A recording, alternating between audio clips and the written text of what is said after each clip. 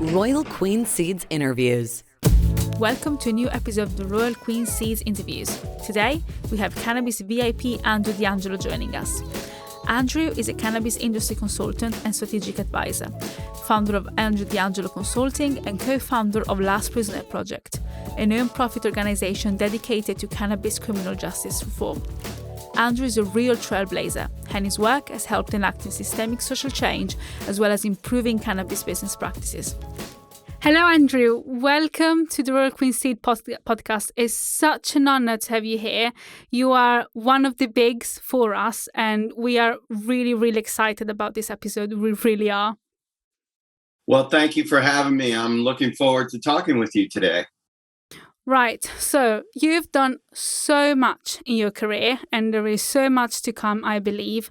And we are just going to ask you a little bit of this is more like a general conversation. And there is a little bit about legalization, a little bit about the smaller markets, and just everything in between, really. So I'm going to start with the first question for you, which is, what was your initial approach to the cannabis industry and what potential did you see in it? I started my work as a trader of cannabis. So I traded cannabis, and that started when I was in high school. But I knew the potential even then, because what in those days, this was the 1980s under Reagan. Ronald Reagan was president. Margaret Thatcher was in power. In the UK, And it was and they were anti-drug, anti-cannabis leaders.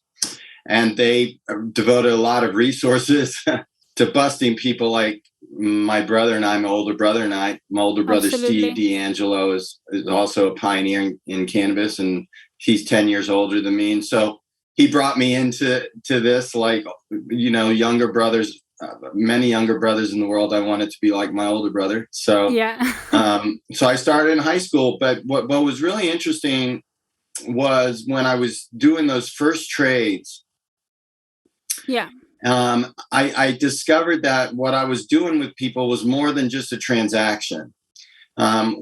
Because they were so happy to get the cannabis in their hands. It was very hard to get cannabis in your hands in those days.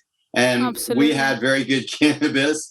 So they were very thankful and happy. And in the rituals, it was you had to have a smoke with the people.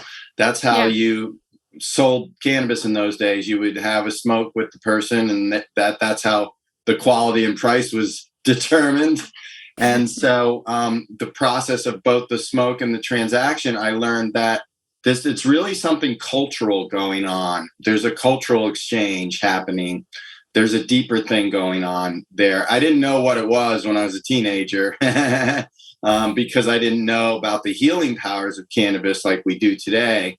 Yeah. But I had an intuitive sense that there was something bigger going on here than just a typical transaction. And that's what turned me on the most. And I wanted to figure out what that was all about. So, but we didn't like trading cannabis underground. It was brutally difficult. And the consequences were horrific, and we suffered them. And so we were also activists. So we took the money we made from cannabis and we started activist groups and tried to change the laws in the United States. We have the opportunity in the United States in some places to have direct democracy, which means if you collect enough signatures on a petition, you can get the entire state or city or town or region to vote on something. Yeah. And we don't have that at the national level. But at the local and state level, of course, we do have that in certain places. And in the state of California, that exists. So activists in the 1990s, including my brother and I, and we were not in California at that time. We were in our hometown of Washington, D.C. area. We were offering financial support and other support to that effort. And it worked. We legalized medical cannabis in California in 1996 after doing so in the city of San Francisco in 1992. This was the height of the AIDS crisis. People were dying of HIV/AIDS, not just obviously in San Francisco and California, but the whole world. And that community was just in a desperate place. And cannabis was extending life and providing healing. It wasn't curing anything, to be clear, but it was extending life, and it was allowing people to smoke with their loved ones and to have deeper, meaningful end-of-life experiences with the people they loved in that community, because oftentimes that community doesn't have a lot of blood family around in those days, a lot of runaways and people who were rejected by their blood family and had to find their own family. And they did in San Francisco, in the Castro district of San Francisco is where all this was started. And we eventually were able later on in California, it took quite some time, but there became the opportunity to actually have a legal license in a town called Oakland, where I am right now, Oakland, California, to open a medical cannabis dispensary or shop. And my brother and I did that in 2006. And so now at last, our cannabis trading that we had done all our lives, it could be out in the open, in the light of day. We could be proud of it. We could have media come in and look at it. We could talk about it. We could tell the story of it. The story would go out to the world, perhaps inspire other people to do the same thing we did in terms of first changing laws and then trying to create. We were trying not to create so much an industry, although we did create an industry. We were trying to create community, and when you create community, sometimes industries actually come out of that, and because it's a very authentic. You learn at a community level, a smaller perhaps level, that wow, this thing's working. People are coming in. I mean, people are coming in. They're getting well. They're getting healed, and so. That's where all this sort of began. And as your listeners probably know, we have 2 countries on earth that have legalized cannabis. No, actually more than that now with Malta. And the dominoes are falling, and the United States is going to fall. Eventually we will have federal legalization here. Lord knows what that'll look like, what the framework will be. We hope it'll be an equitable, inclusive framework. That's what we're working on. But, you just never know with politics, especially in powerful countries like the UK or the United States. Politics works in unpredictable ways. Absolutely, but it's a lot better than getting hunted and locked up. So that's what's going on now. And those are sort of where the cannabis movement and industry is at the moment, and eventually the domino will fall in UK as well.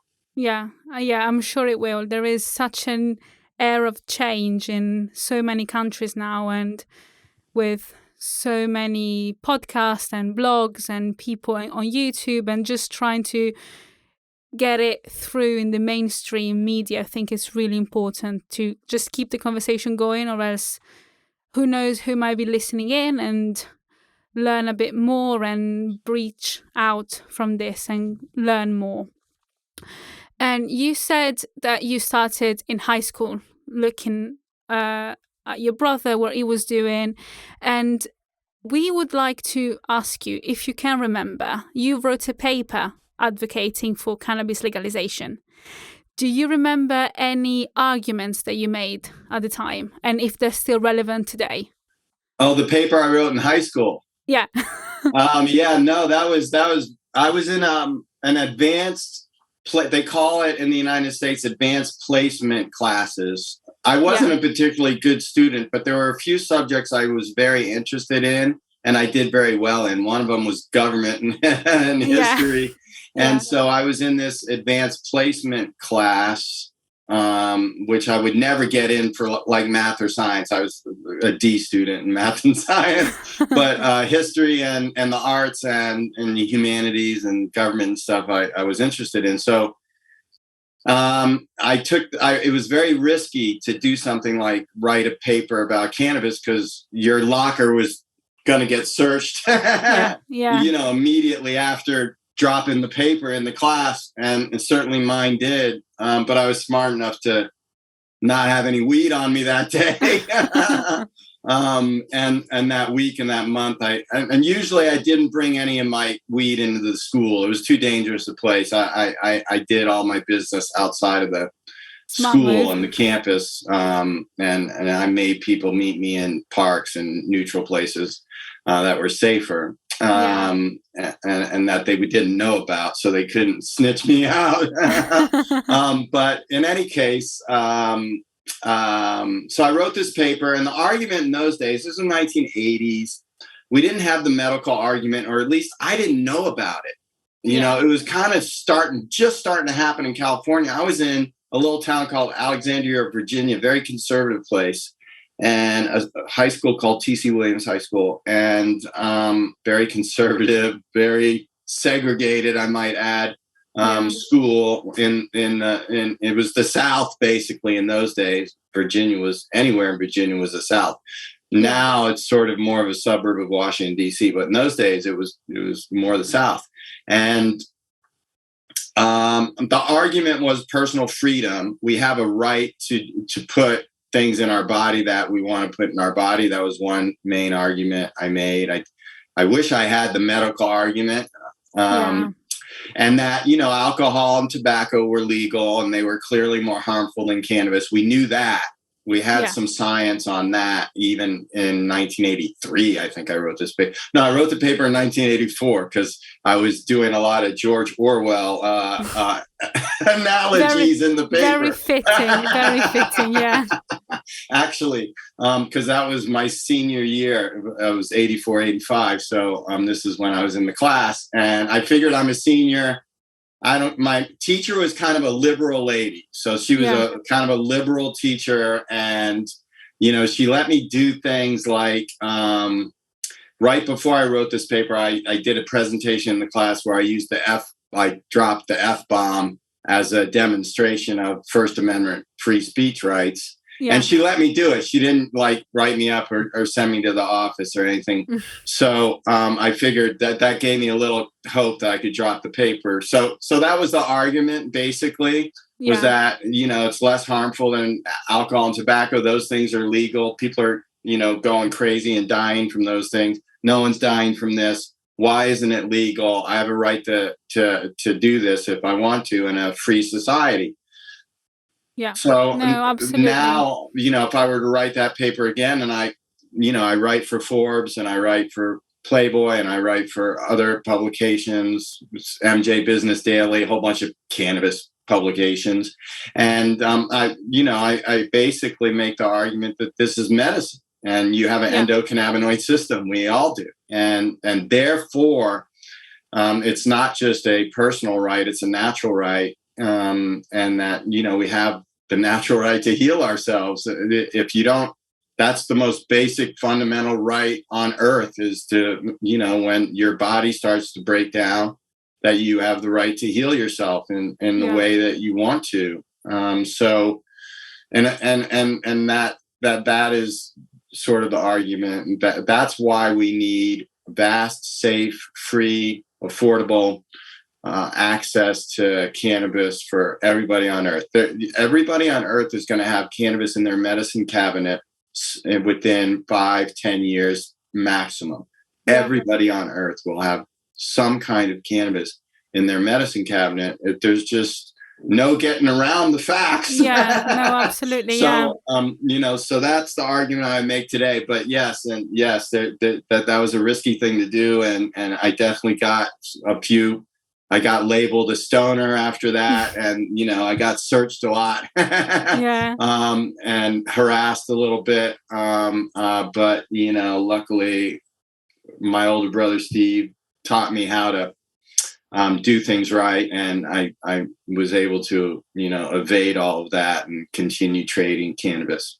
Yeah, absolutely. No, I mean, it must have been quite hard because even now, if you speak about it in countries where it's not legalized, you get flagged. Like, you have to be careful of your maybe online persona right now and what you say, where you say it, because some employer are not going to be happy about it. And it's hard now. So I can't imagine in 1983, 84, what would have been for you at the time. So, but hey, if you don't do it, then you wouldn't have opened the road for so many people after you, I guess.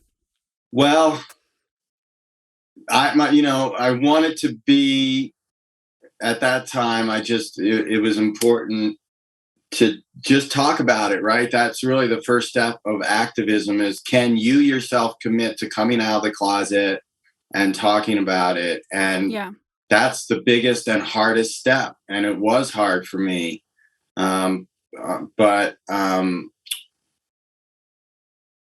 there was just something inside of me that told me to take the risk. And there's consequences. I tried to be a stage actor. I wanted to be an actor, film actor, professional actor. And when you're labeled a stoner, that's like a very difficult thing to do when in the 80s and 90s in this country at the highest levels, and I climbed up to a very high level in the American theater. And then I couldn't really, I hit the green ceiling, if you will. And so it was really hard to have a mainstream career once I came out of the closet and was proudly and loudly pro-cannabis. I kind of had to find different ways to make a living that on my own. And sometimes that was very difficult and I was flat broke, because I didn't figure it out right. Yeah, no, absolutely. And you said that you think in the next 5 to 10 years, everyone will have medical cannabis in their cabinet if they wish so. So medical cannabis is the first step in legalization. Like, it has to be, there's no other way. Would you also support legalizing the recreational cannabis? And what are the reasons? Great question. I like to call it adult use cannabis, not recreational cannabis, because when you put any kind of intoxicant in your body, it's not really a recreational activity, right? It's something different than that. So I kind of wish we didn't have that. The R word. But in any case, look, I have a nonprofit called the Last Prisoner Project here in the United States, and our mission is to get cannabis prisoners out of prison and reintegrate it in society. And you just can't put people in prison for cannabis. And so adult use legalization is the mechanism in which you prevent that from happening. Absolutely. I truly, truly believe that all use of cannabis is medical, even if the person who's using the cannabis is intending to, quote unquote, get high. Yeah. You have the endocannabinoid system. The cannabinoids are going to hit the receptors. That system is going to be activated and good things are going to happen. Yeah. So that is what I believe all cannabis use is medical. There's kind of a big debate about that in the community and in the world right now. Is they're just doing it to get high. There's no doubt that there are people that intend to and take cannabis with the intention of getting high, but actually the intoxicating effects themselves, in many, many cases, in most cases, perhaps in all cases, is beneficial. And people will say, well, man, it takes the edge off. I smoke it to take the edge off. Well, what's more important in our world of stress, killing people right now and causing all kinds of issues with terrible behaviors? Yeah. What's more important than taking the edge off and being able to relax? And so I view that as medicinal as well. But I believe that all legalization is important, but the way in which we legalize is more important. Yeah, So absolutely. getting the public policy correct, getting the framework correct, and making sure that the people that have been trading cannabis for the last 100 years or so, however long it's been prohibited in England, I imagine it's close to 100 years.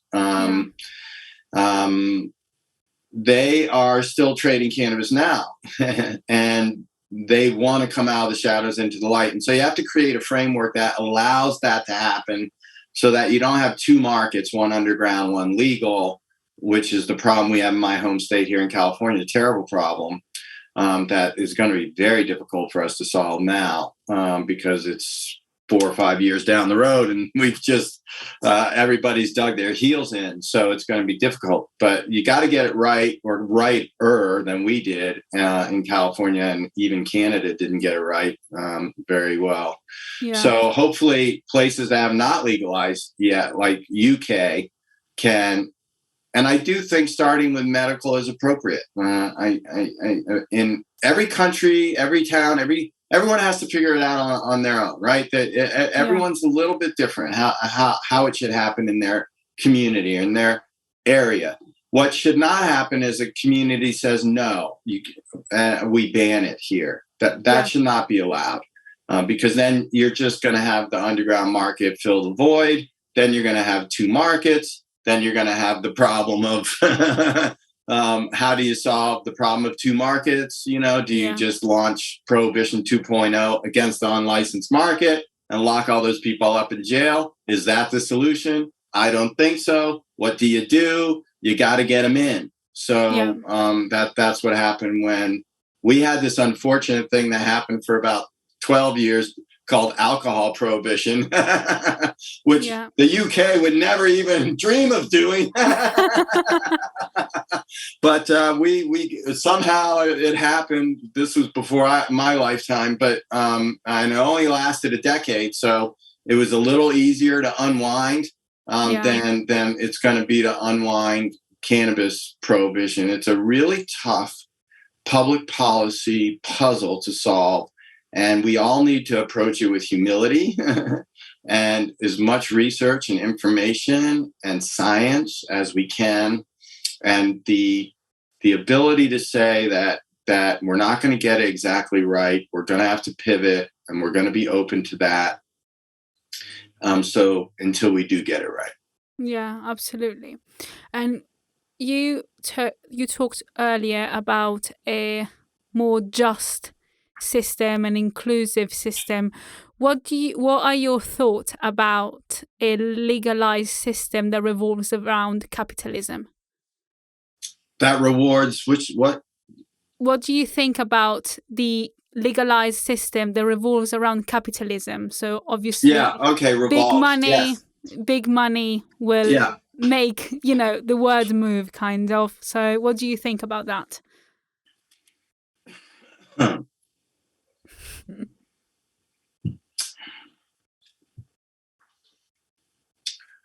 Well, I think that capitalism is going to be a part of legalization, because we can't really get cannabis medicine into every medicine cabinet on earth without capitalism. Yeah. So, but I don't think capitalism should take it all. I don't believe that there's sort of this wing of capitalism I call it the global domination wing. And they just want to dominate the entire globe and have everything. You see it with some of these giant companies we have in the United States that are now global, that are $1 trillion companies that have more value than most countries do. Yeah. And it's that we don't want that in cannabis. So what I envision is an ecosystem.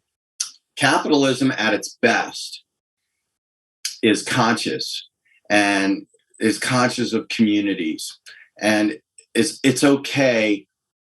A capitalist like me, a trader like me, I've always felt it was okay for me to lose a little money if the community was gaining from that loss.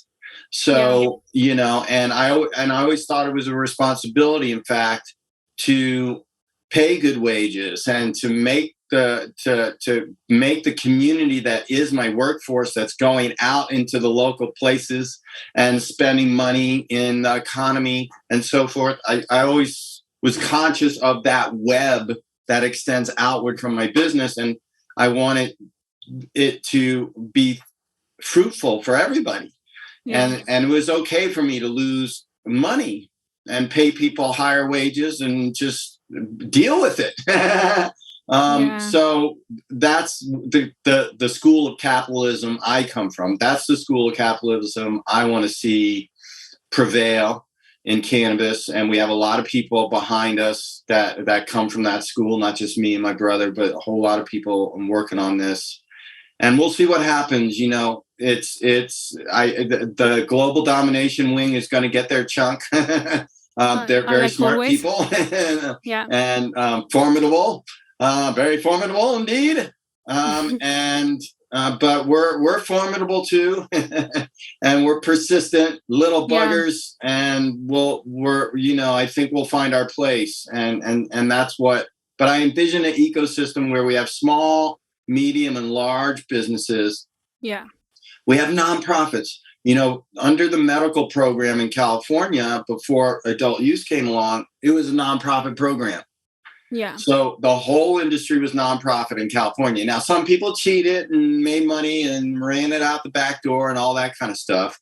But those of us that did not cheat, and it's something that the UK and other places should seriously consider, how to integrate nonprofit models from the beginning, because it keeps all that big capitalism, that global domination wing out. They do not want to be anywhere near anything called nonprofit. Absolutely, So it is one methodology that can be used in public policy to sort of give the local people, the legacy people like me, particularly if they're Black and brown or immigrant, and give them a shot to get in and start with these smaller businesses that are nonprofit, that then become maybe a little bit larger and sort of regional businesses, and then at some point maybe you flip it over to for profit, with maybe some protections in there for the folks that have managed to build it so far. And that's one methodology. We kind of tried to do that in California. We just failed miserably and got the adult use framework terribly, terribly wrong. And so I think that, there's a lot of lessons to be learned from that in new places like the UK to legalize. But yes, that's the long answer to your question. Yeah. No, I do agree. And this kind of goes into what I wanted to ask you next, which you kind of already answered me to. But it's, as opposed to capitalism, we have seen with legalization a rise of smaller artisanal, businesses. And how do you think those play into a more sustainable market that has social justice at its forefront? We have targeted communities more than other communities for the cannabis use. And how do you see these communities taking it back and being at the forefront of the non-profit or even profitable but smaller businesses? What do you think about that? Well, you have to get it in the public policy. Otherwise, capitalism, I guess, and the market forces will just wipe those folks out. So you have to get it in the public policy that those folks have a lower barrier to entry than everybody else, because they got locked up more than everybody else. So it should be a very, very low barrier to entry. And then there should be mechanisms of support for those entrepreneurs. That, because oftentimes these entrepreneurs, the two problems that they have, they've been trading weed for a long time, perhaps. Perhaps they've even grown it, manufactured it, turned it into hash, turned it into different things. Very innovative when you dig down into these worlds. You'll find some really innovative people doing some very innovative things. So they know how to do the cannabis part. But what they don't know how to do is how do I raise money from from investors that they've never ever been around, their entire lives and careers, and then how do I get the skills to do something like apply for a license or write a job description for an employee or do a performance assessment for an employee. They never had to do any of that. They just had a crew that everybody trusted each other, and they ran their business that way. And it was built on trust, and it was built on protocols and procedures that were rock solid.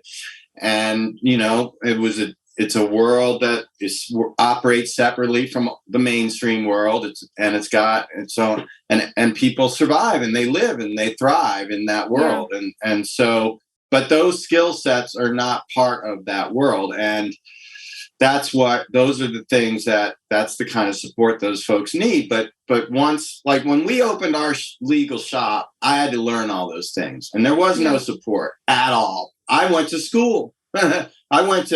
There's a school called the University of California at Berkeley right near here, and they have night school for adults that you can take classes. So I took bookkeeping classes, and I took, how to do licenses and, all these business classes. And I learned these things, human relations, and I learned these things. I took workshops, and then I applied those lessons to every single day when I was coming into the shop, and I learned, oh, wow, okay, I can't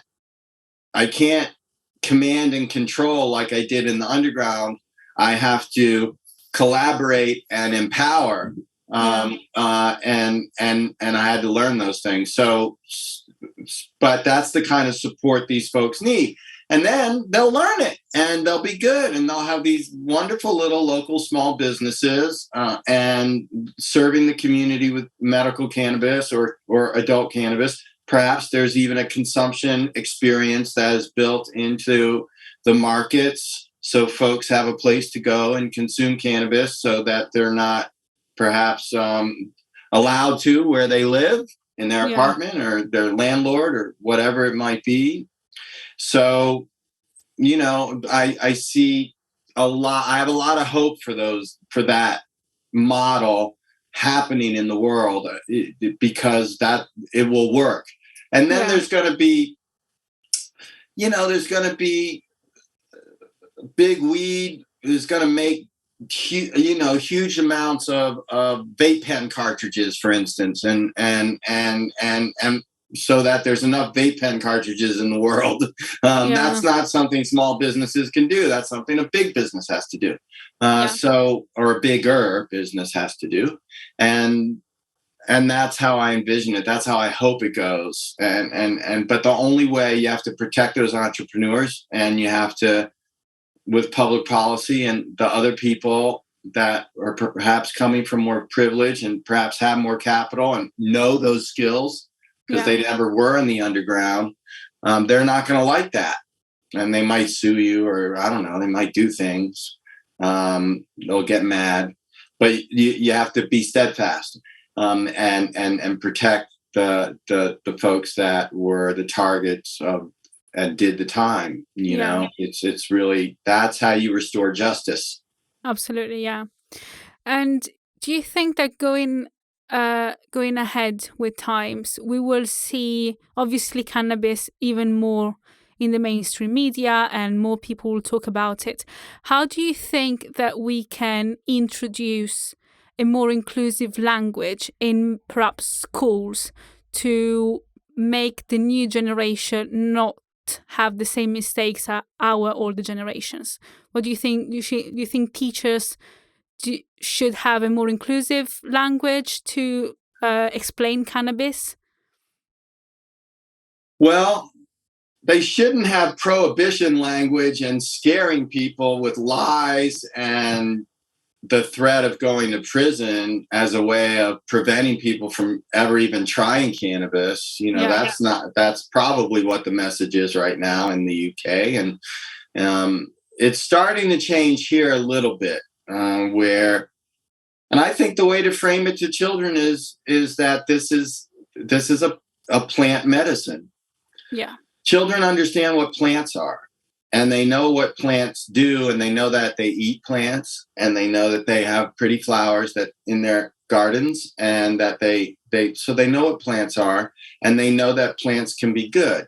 So it's not too big an extension to include cannabis in that frame. Yeah. And I think that that's the best way to do it. I think it's also important to let kids know and adolescents know that it's, a world for adults, just like alcohol. And there's some things that only adults get to do. Yeah. And that's just the way it is in the world. That's the way it's always going to be in the world. And that's part of the human experience. Yeah. So, and it's important to make that clear, I think, too. And then once you're an adult, you can choose for yourself. And then the other part, as kids get older, maybe they're in high school, just like we do with sex education, tell them the truth and tell them the science. And let them know what the science of alcohol is and all intoxicants. I'm confident cannabis will come out ahead, and so will psychedelics for that matter. Which is, those are the two areas of plant medicine I work in, and that I believe we need to integrate more in society, in the world. And so, we're starting that process now, but I do. That's what I believe. Yeah. Yeah. And in your own experience, how do you think is the best way to break the lazy stoner, stigma? Because I think it's one of the worst things to happen to someone who smokes or dabs or takes edibles, any form, to be labeled and not being able to shake that off. How do you think we can do that as a society to help everyone who smokes just be not branded as the lazy stoner or the couch potato or any, other synonym that you can find? Well, your question has lots of different levels to the answer. But at the individual level, in our own hearts, in our own minds, the best way to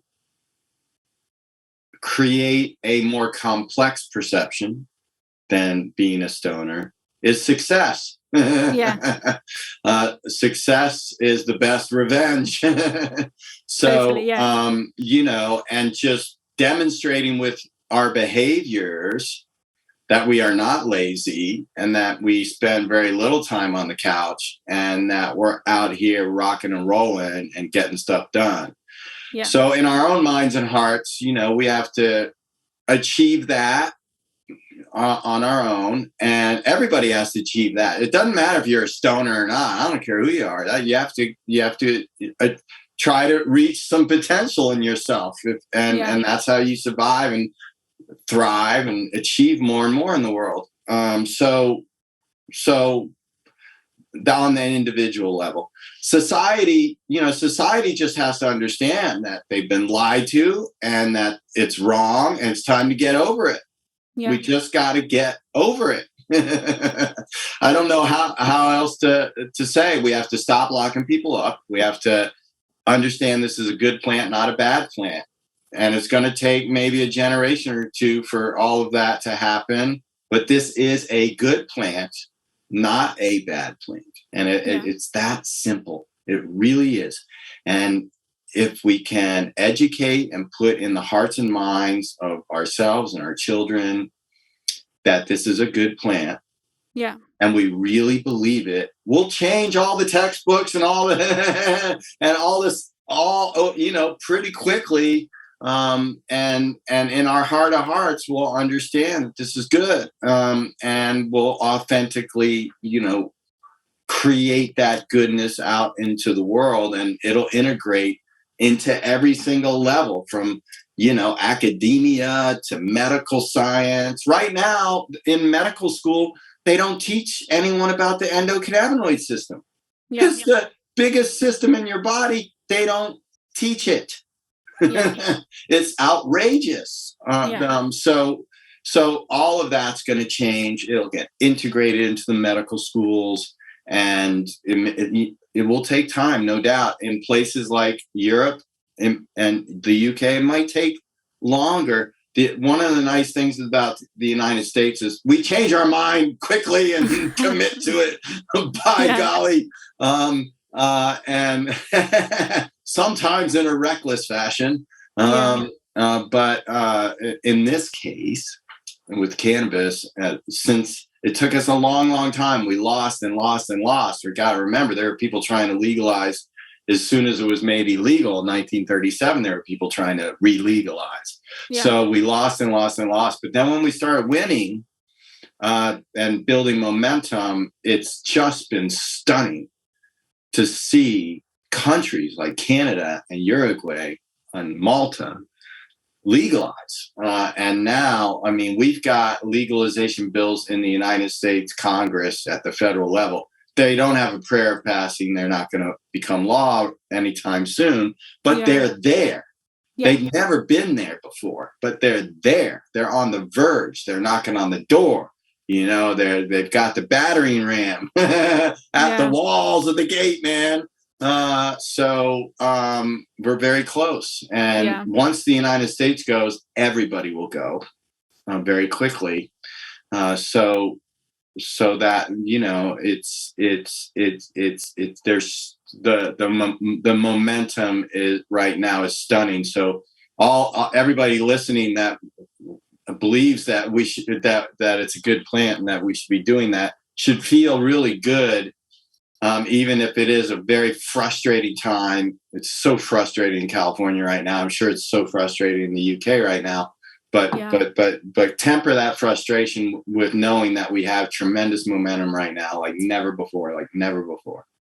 Yeah, I think you talked about fresh and positive representation of cannabis. How can those help, build the momentum and help with everything, that has to do with cannabis? The faces of cannabis have to change. Okay. Yeah. So,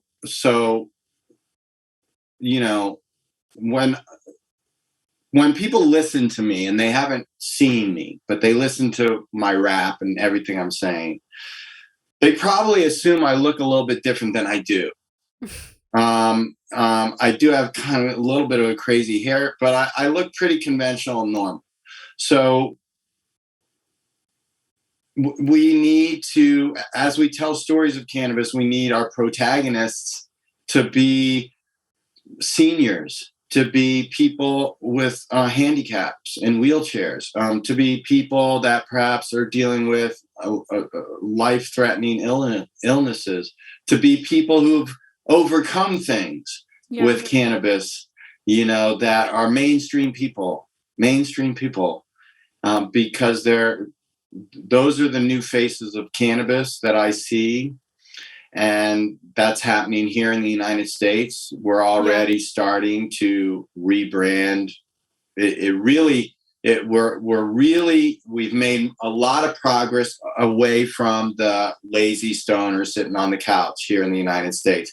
People understand that there are some pretty hard-charging, successful people that, like Elon Musk, smoking weed on Joe Rogan's podcast, together with Joe Rogan. And those guys are, got a net worth more than probably everybody listening to this show to put together. That's a good guess. Just one of them.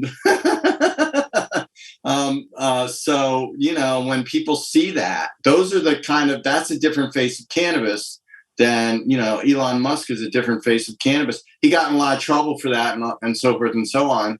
That was a risk. That was like me writing my paper in high school. That was Elon Musk doing the same thing. Maybe it was just intuitive that he took that joint on that show, right? But that's a face of cannabis now. That meme, call it a meme, whatever you want to call it, it's all over the place. It's a face. It's in pop culture. Yeah. It's not, and I love Tommy Chong and Cheech Marin. I love those guys, but it's not Cheech and Chong. It's something different than that. It's not, it's not Cypress Hill. It's not, it's not Snoop Dogg. It's not those faces and I love all those faces, and they're the legacy faces now. They're the roots. They're the pioneers, the ambassadors, the elders. And so all respect, right? All respect. And they will continue to be on the face of our currencies that we carry together. But the new faces too, right? It's time to have a bigger rainbow of faces of cannabis. And so once we started putting more mainstream faces to cannabis, and they were authentic, it was real. Yeah. Once we put people that were sick and in wheelchairs and little old ladies and so forth that were using cannabis in an authentic, real way and getting benefits from it, and we told their stories, it's amazing. That's how we built so much momentum. We didn't build momentum having guys like me, evangelicals, even if I look more conventional than some evangelicals in cannabis. I'm still not the right face, sometimes. And so I'm a good ambassador, like I'm doing right now, a historian, but the people talking about how cannabis is a good plant right now, we need a lot more diversity in pop culture all over the world. And I see that coming too. And that's how we're going to get in every medicine cabinet, because those faces are going to build a lot more trust, outside. There are people that, they need that. They need a face like that they can trust. Yeah, absolutely. And speaking about businesses, what advice would you give to CEOs and founders to build their unique brand that will stick? Are there some key characteristic that you think a brand should have? Well, the mistake I see a lot of brands making is they try to be like mainstream alcohol brands or tobacco brands or even perfume brands or things like that. They try to emulate something that's trending in marketing or something like that in some other kind of mainstream area. And I find that copycat kind of, I don't find those brands that interesting. What I advise people to do when I consult with them is create something authentic that comes from you and perhaps your community. And if you're a big business already, you probably don't need my advice on how to build a brand, but I like really interesting, unique brands that tell a story, and it some kind of inspiring story. And I like brands that have meaningful stories and that give back, some of their profits to whatever, environmental groups, youth groups, whatever it is. I don't really care that much. But I do care that they care. And so that's the main advice I have for people is care, and if you care and you're willing to make the commitments to care and not just brutally,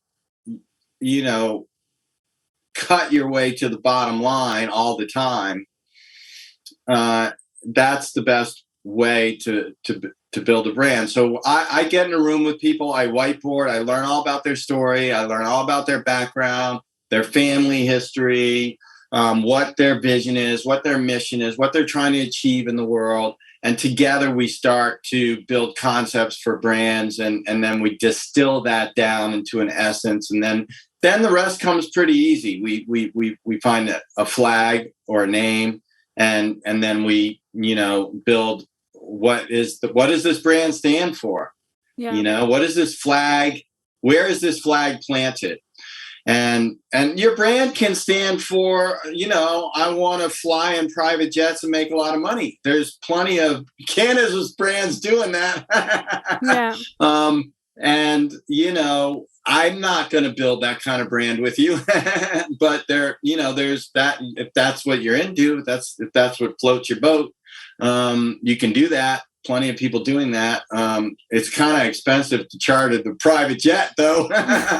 But or if you want to build a brand, it just maybe I know in the UK and in Europe, Moroccan hash is something that people have a lot of. It's the biggest, I think, cannabis import is from Morocco, and maybe you're a Moroccan immigrant and you trade in hash, and you could have a really cool story and name that goes all the way back to Morocco, and tells how that family's been doing this for a few generations. And that's the kind of hash I want to buy in a shop, right? Yeah. I want to buy that hash. That's the hash I want to buy. I don't want to buy the one that's like, I don't know, ABC hash company. Yeah, not as unique. Not as unique, the same logo everybody else has. It's not a weed leaf. It's like, but it kind of looks like one, but it's not one. The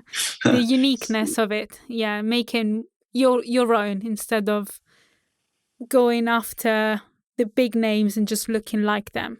Maybe like more a but I mean, I can be wrong too. I mean, there's a big brand in the United States called Cookies. Yeah.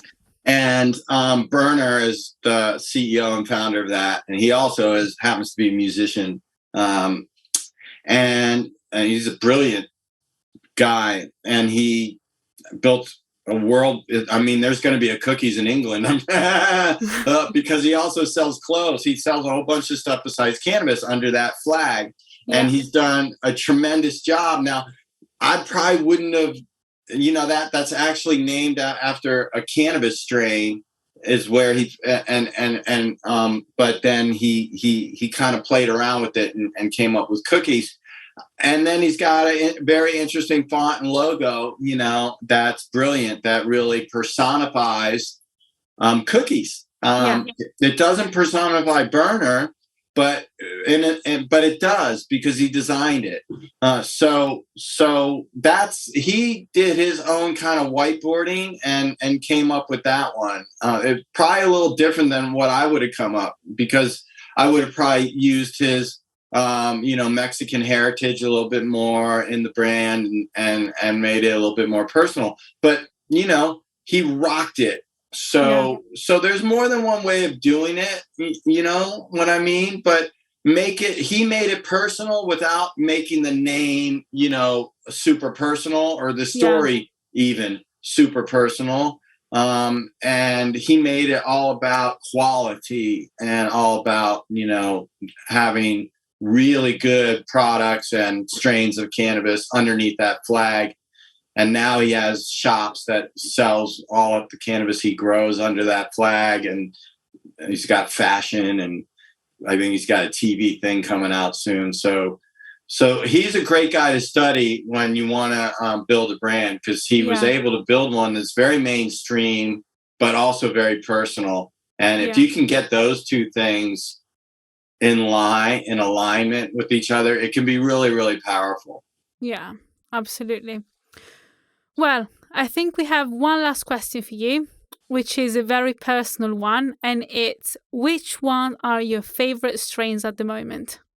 The one that you reach for more often? Well, I'm very blessed right now because one of my clients is a man who collected strains from early days of the 70s and 80s.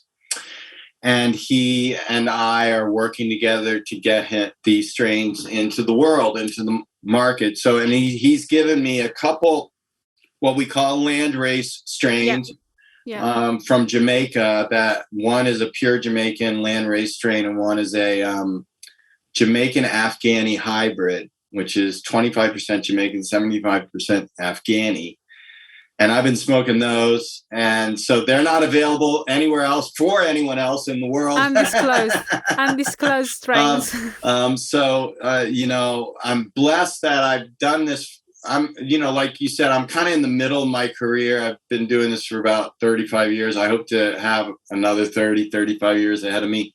And but I'm blessed that I have a lot of deep ties to communities and entrepreneurs, and I consult with them and help them make their dreams come true. And in exchange, they give me a lot of free cannabis. So that is the dream job. I'm very blessed. So that's what I'm smoking these days. I also take a lot of cannabis edibles in capsule form. Yeah. And those sometimes are strain specific too. And I've had a Super Silver Haze capsule that was excellent.